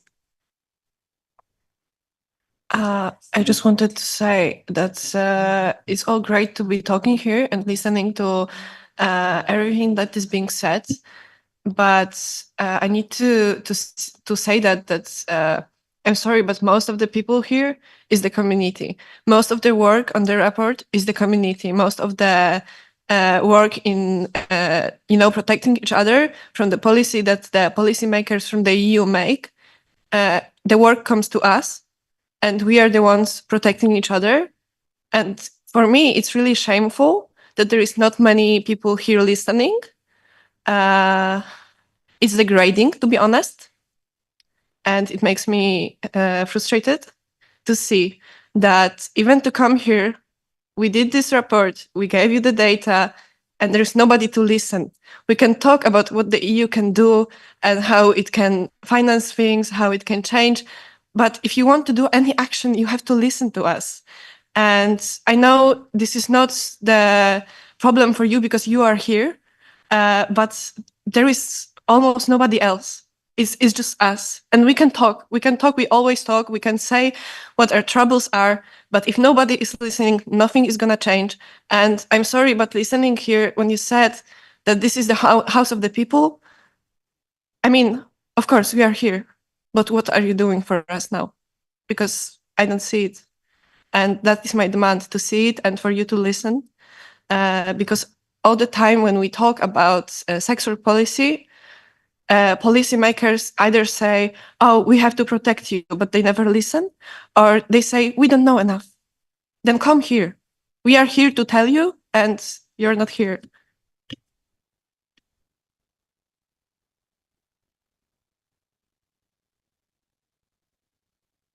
I totally agree with you. The invitation was sent to every one of my colleagues, no, except far right, sorry. But I am also, you know, the cordon sanitaire come from Belgium, huh? So voilà, the cordon sanitaire is very important for me also. And I applicate it in my commission because I'm working in the ample commission of Envie, Essence, but I'm only one on 721. So we have to not to be deaf anymore. I totally agree. For me, it's my first mandate here. So I discover a little bit also this house of democracy, or European democracy. You're totally right. Huh? But something it's also necessary to oblige the people to listen to you. I'm a trade unionist.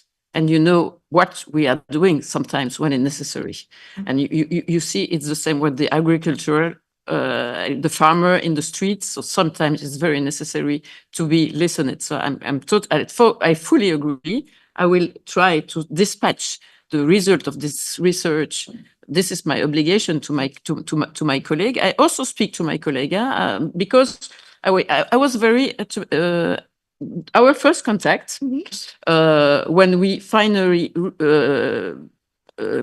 reach one MEP, because you have to know the parliament, the mailbox of the parliament, there is a firewall, and sometimes maybe because it's written sex worker, so the mail didn't reach us. So when you finally reach me and talk about the organization of the event of today, to launch the report, I was very surprised when you said yes, but you have to see with your colleague. It's not sometimes very easy, and I cannot understand.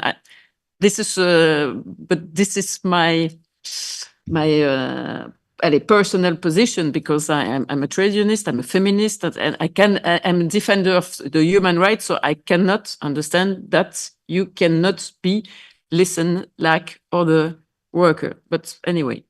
I'm maybe too naive. But I talked to my colleague also, and a lot of them said, yes, I can understand that the prohibitionist, also the feminist, doesn't want to listen also to the sex worker and prefer to say, no, it has to disappear because it's patriarchal.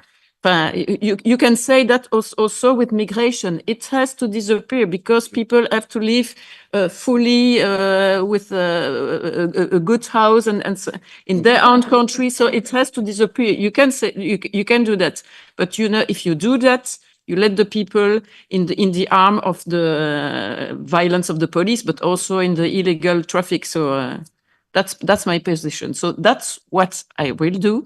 That's to keep and to bring the information to my colleague and interpolate them. But I'm one on 721. It's a titanic job that you have, but I think we trust in your goodwill, and be sure that you will find a position in your political group. I'm going to name it because she's Maria Neuchel and her report on prostitution. That she's just not listening, and not believing what we are saying. After 17 years of experience, I was saying my experience, and she was like, "I don't believe this goes like that." Like, oh, bitch! Like, I don't know. How many days have you been doing sex work? You know, I got really mad because it was like talking to the wall. But I was listening. And we have a new commissioner for equality, Angela Bib, she's Belgian. Maybe she will not be deaf because she's coming from Belgium, hopefully. But that's right. That's not the word is not becoming in one day. That we have to fight and together, I hope. But and to knock at a lot of door and to. But with this report, it's more than useful. It's fact and figure. That's what every politician asks as fact and figure. Thank you so much for this input. And I also want to remind everybody, we are not here to sugarcoat things. So also like very critical inputs are very much welcome. So thank you for that. And we've got two more people wanting to say something. I'm the first person. Yeah, thank you. First of all, thank you for everything. It was very nice and interesting. And I love you, my colleagues. You're perfect. So I remember when I was a child, many people, they said, when you have a problem, you have to call the police. But what happened if the problem is the police? And yeah, in my place, where I grew up, we had a lot of problem with police officers constantly, and it was a big issue. So for sex workers, we are discriminated, as we have seen. We are victim of a lot of violence from the police. They are controlling us, but who is controlling the police? And Estelle, you talk about the committee P actually in Belgium, that they are supposed to control the police. But this kind of committee, first of all, it's not existing everywhere in every country in Europe. And even when it's existing, like in France, Belgium, supposed to be super open and progressive country. That's kind of funny about the police. Actually, like the committee P in Belgium, the problem is, first of all, they are too close to the police, even if they say the contrary. But secondly, all their decision is not restrictive. They are not starting a trial or something like that. They can give some inputs, but they are not starting the trial by themselves. So even all of that, I think it's, I don't know how to say in English anyway, but it's like bullshit or it's just fake. Yeah, sorry. So maybe we can improve those kind of things. Of course, we have to change a lot of things in the justice, but for sure, the police gonna still exist for many, many, many years, maybe forever. So we have to do something. We'll see. But we have to do something to control for me, they have to know law. It's also for them. I mean, they cannot do what they want. They also have to understand the law is for them, and they can be punished as well as we are punished, because it's a kind of impunity every time. For me, like, I know I'm controlled by the police almost every day, and I know that I have to be super nice. And even if I'm discriminated and if they are mean with me, I have to be the nicer guy of the world, because if I say something, I will go to the jail for 48 hours and they're going to be so humiliating, so bad with me. So that's my situation because of my face. But I can imagine and I know for migrant sex workers, it's in the North District of Brussels, for example, it's exactly the same. They know they have to say nothing, even if it's completely violated their human rights, and they know it. But it just, you have to do it, otherwise it's going to be worse. So yeah, it's not really a question, actually.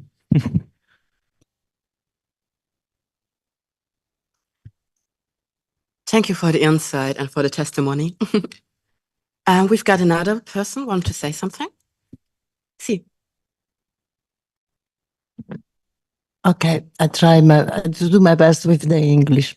So I am from Italy, I'm Pia, and our association is one of the oldest in Europe since the 1983. And we are running a project since many years. We are one of the first association then working project anti-trafficking. So we are authorized from the state. And we work with both the problem, the sex worker really worker, and then we do go around with them and we protect them, right? And the other side, in the other side, we even recognize there are cases of trafficking, and we are helping and supporting and housing them. I think the feminists have a wrong view, some feminists, not all, but a wrong view about the support that we give to the patriarchat, because as a sex worker, I'm a former sex worker, we ask money to this kind of patriarchat. We do not give nothing for free. And sometimes we are very bad too. The other thing is about the police. Of course, working with in the sex work, we have to confront to approach every day the police, and we have a lot of problem. We have the same problem in the past, but now we see this problem with the police are apply to the migrant women, because I have a privilege to be Italian, so they cannot do too much against me, but they can do a lot of limited a lot the freedom of the migrants women. They are really oppressing sometimes and persecuted for years. I have a colleague here, then she started just because she worked together with another woman and with the problem of the housing, to rent the house. Since the 2007, she's still again, under the pressure, under the persecution, tribunali, and she never come to the end, because she's always denounced for this. So it's a lot of years. The justice in Italy is terrible because it's going so long. And after this, I want to say that we just have from the European court, we have been condemned just right now about the condition and the situation in the prison in Italy. And we have a problem because in the prison we have so many people, too many people. There are some torture. Even yesterday, they arrested 7 persons in the police for being, beating and torturate the people. So this is the situation. The majority of time, in particular the transgender women, when they are arrested, they go to the jail and they are isolated in the best of the cases, because sometimes they are not, they're not binary persons. It's easy then go in the other side and not with the person. So we have so many problems. I want to say this. This is not my first time in this parliament. We have been organizing in the past, and we came in the 1984, and after again in the 1986 maybe.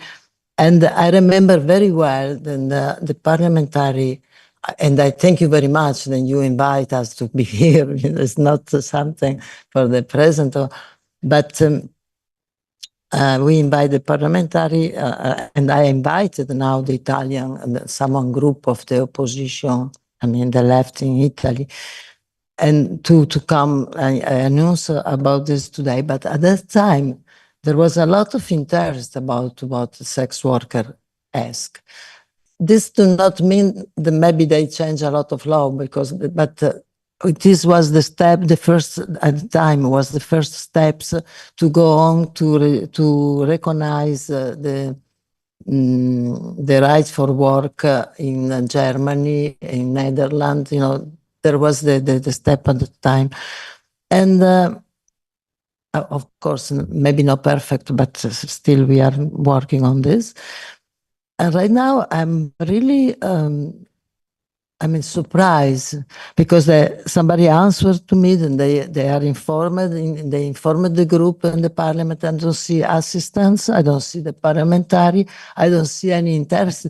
But the situation is very bad, particularly in all the Europe, as we see in the research. But if we go to make this research in Italy right now in the next year, I promise you, a lot of bad things because all the decree about the security that our government is making with a worst law about the migration, about the labor rights, about the student and protest, the citizen and protest in the city.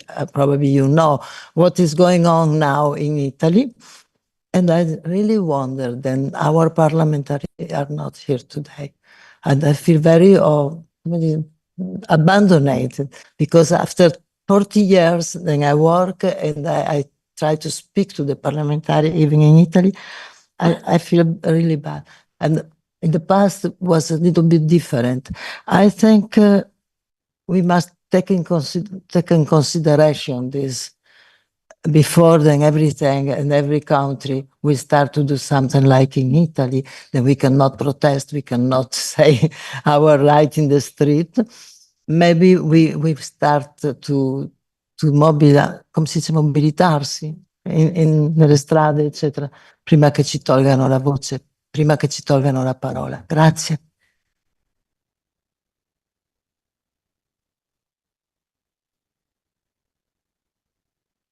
Thank you so much for your input. And we've got 2 more contributions. Yes. Thank you again.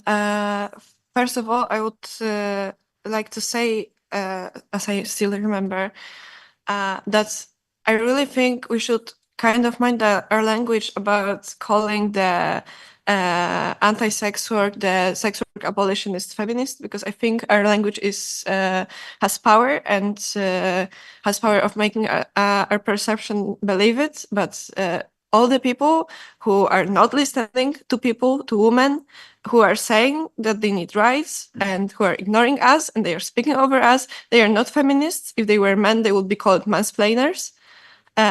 So this is not a feminist perspective, and I would like to it being stopped called that, especially here because I think it's hard to speak about politicians, policymakers who are refusing to listen.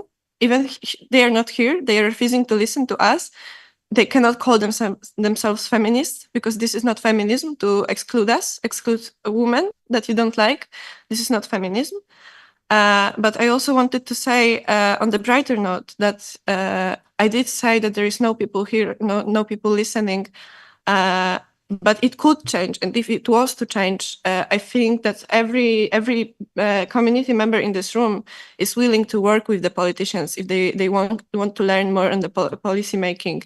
I mean, we are of course tired of doing all of the work of explaining over and over again.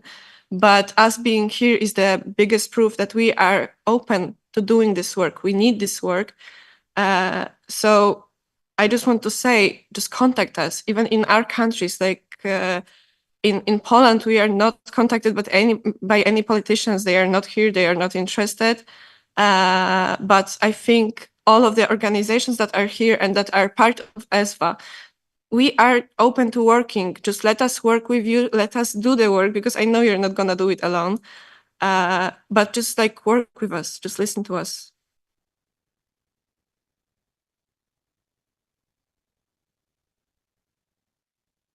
Words are powerful, so I'm going to give the word to another person. Hi. Sorry, I'm a bit nervous and shaken up. I think it was really interesting to listen to all this. I also share the view that it would have been nice to have more people here because as much as data and numbers are really useful, I think it would have been good for people to see that we're also people who are coming here and talking about our experiences. And the thing to bear in mind is that also seeing these numbers at the end of the day, it's also a violence to us, in the sense of we are the ones living this. So it would be nice to have people in the room to also hear them. I'm French originally, but I live in London, and I also wanted to say that I have experienced more violence both from police and clients in Nordic model countries, even when these are not countries where I live actually anymore. These are countries where I've maybe worked for 2 days. So this is wild.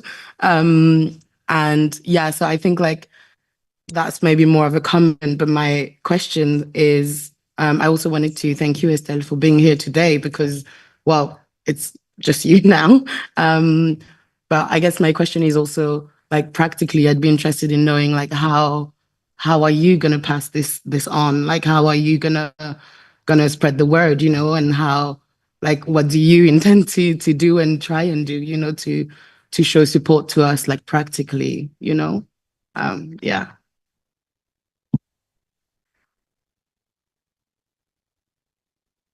Thank you for your intervention. I'm just like you, a little bit nervous. It's not easy to speak another language, that's a mother language.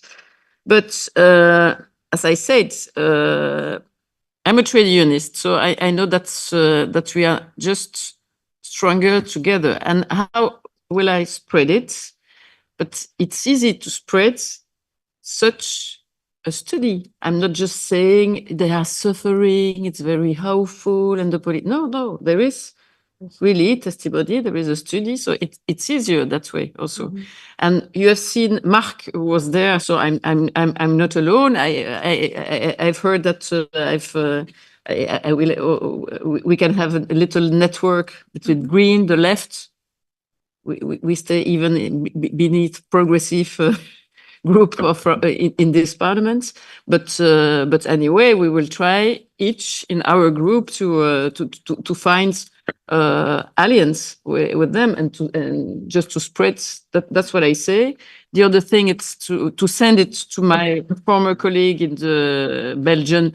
But you are right, Committee P. We can talk about it, but I didn't remember the name. But and they are. This is a peer review, so they are effectively too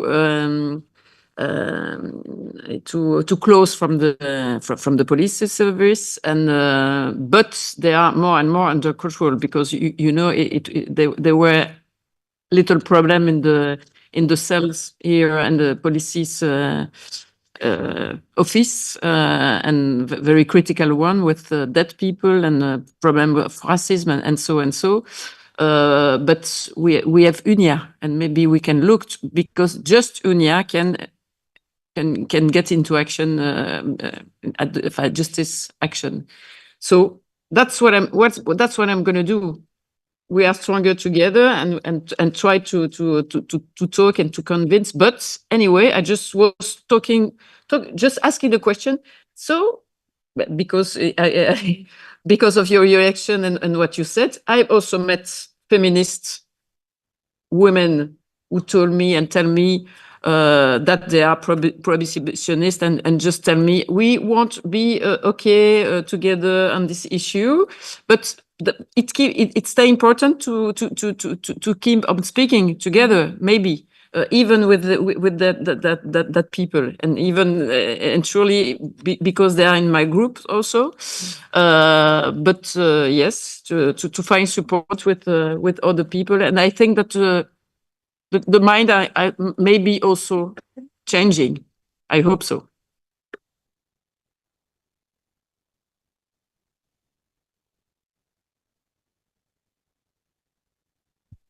Okay, beautiful human beings. We are a little bit over time as usual.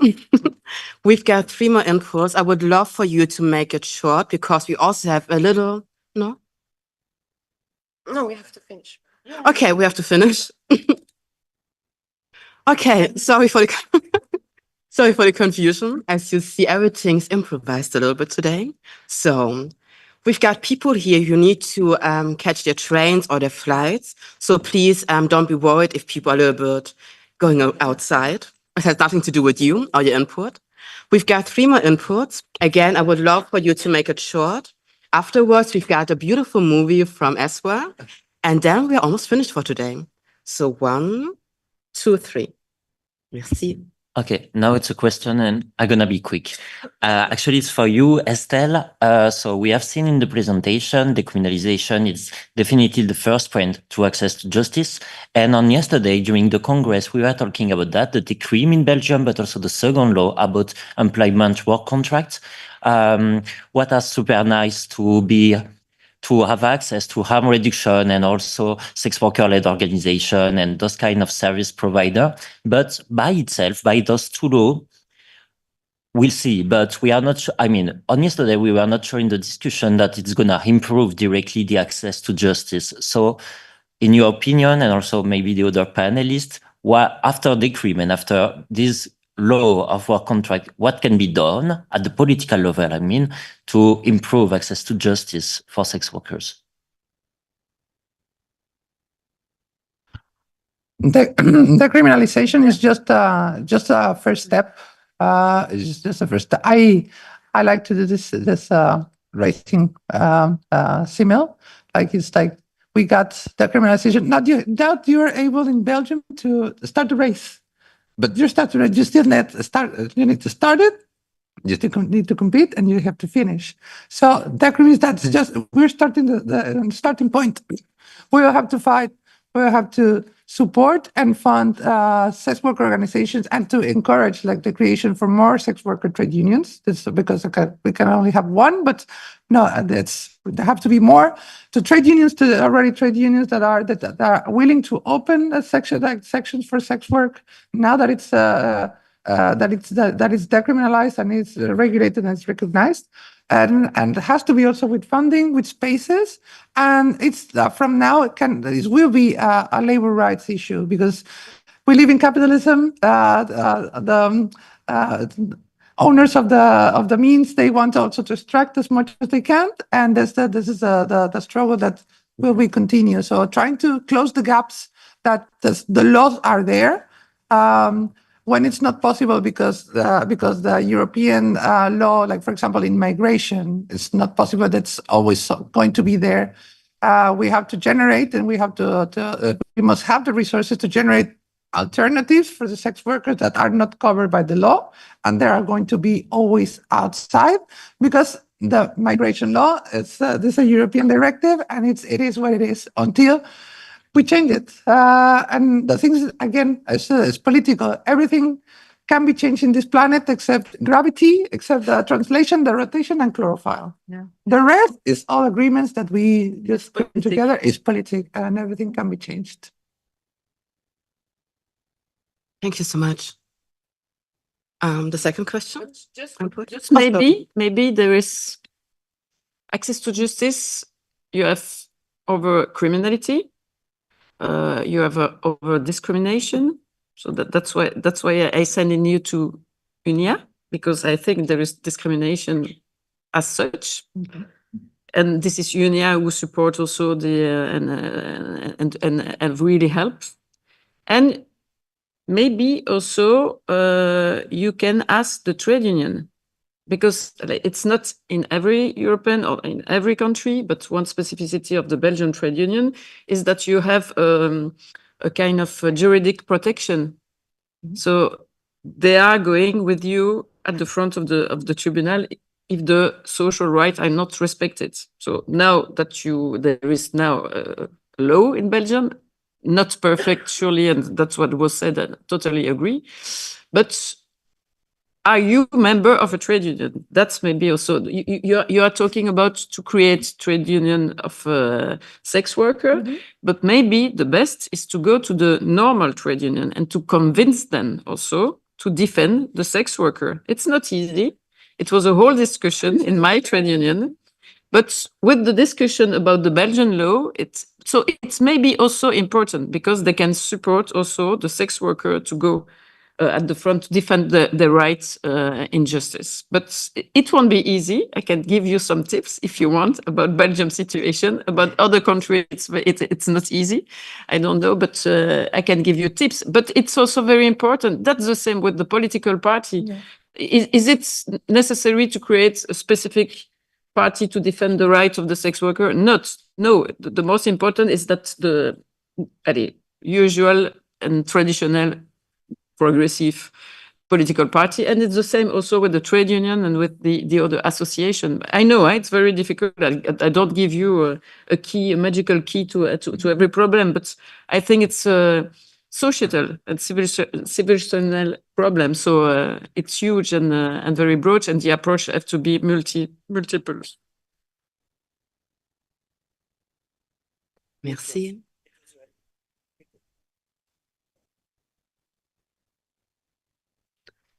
Okay.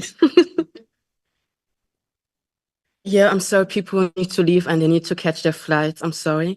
But the conversation is not over. I would invite everybody to please think about what you wanted to ask and your inputs, and we've got our contact, so please continue the conversation. I'm sorry for cutting you off right now. We want everybody to catch their flights and get back home safely. So I would say now we present the movie from Eswa. The short video. Not a movie, just a video.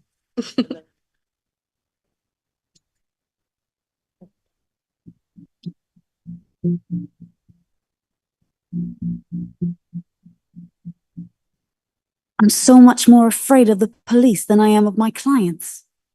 When people think about violence against sex workers, they often blame the clients. The truth is much more complex and terrifying.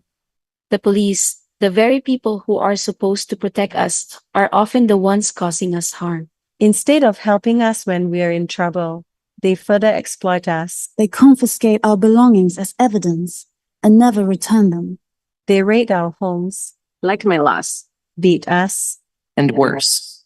They claim to be fighting trafficking. But some police officers are traffickers themselves.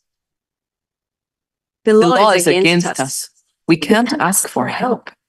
Not without risking deportation, detainment, or violence. There's no one to hold the abusers accountable. The police look out for each other, not us. There's nowhere to turn.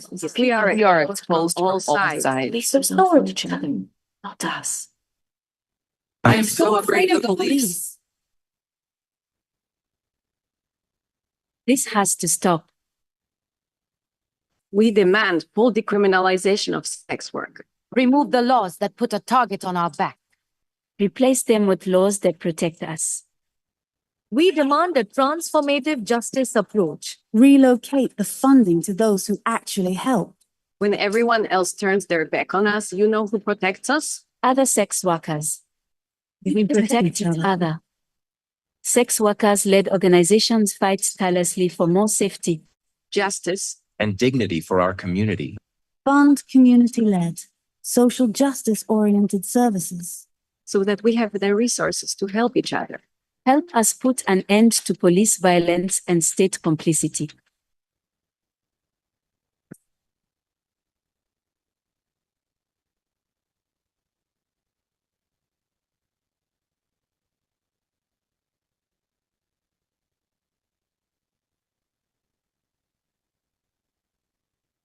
And again, I want to thank everybody who took the time to be here today, who took the time to look at us today over the monitor. Thank you for your patience. I also say again, thank you to MEP Estelle Ceulemans for being here today and listening to us.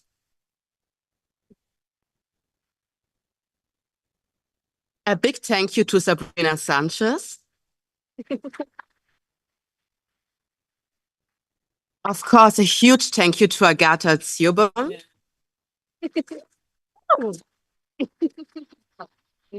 And of course, the beautiful Sarah Chander.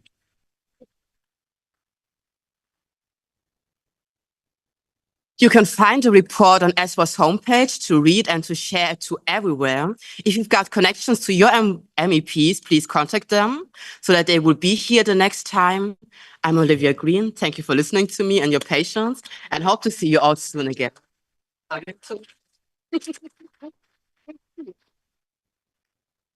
Have a wonderful day and goodbye.